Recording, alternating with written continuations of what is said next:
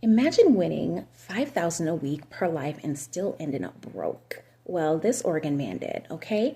In 2012, John Wiley beat the odds. He answered the door, and there they were, the famous Publishers Clearinghouse prize team, holding a giant check for $5,000 a week for life, winning the biggest sweepstakes in American history. No more 9 to 5, no more bills that he couldn't pay, a guaranteed paycheck every single week for the rest of his life.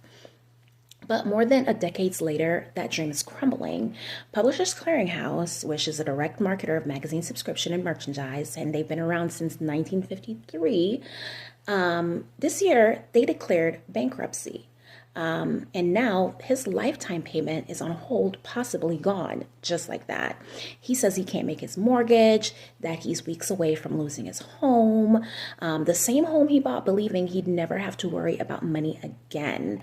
Per News Direct, he was getting an annual check for $260,000 every January. So he retired and bought himself a home. At the time, he was 47. Now he's 61. Wiley told KGW8, an NBC affiliate, the turns of event feels like a nightmare, made worse by the fact that he hasn't worked in more than a decade and can't find a job now. With bills piling up, he sold off big ticket items like jet skis and trailers, but he still expects to lose his home. And there's 10 other people that's in his position right now. They're awaiting, some type of payment from this bankruptcy estate from Publishers Clearinghouse. This has been a big debate.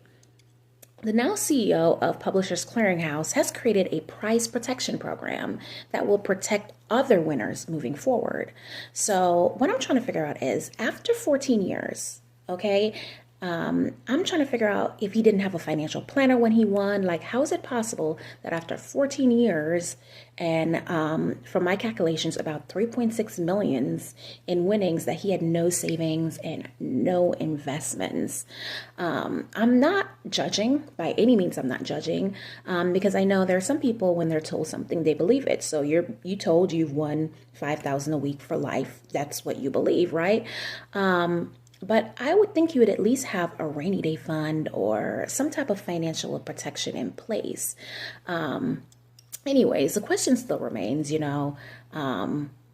what happens when a situation like this happens? Who should be responsible? Because this is a big promise that got broken. Hopefully they do get something from the estate, but who knows?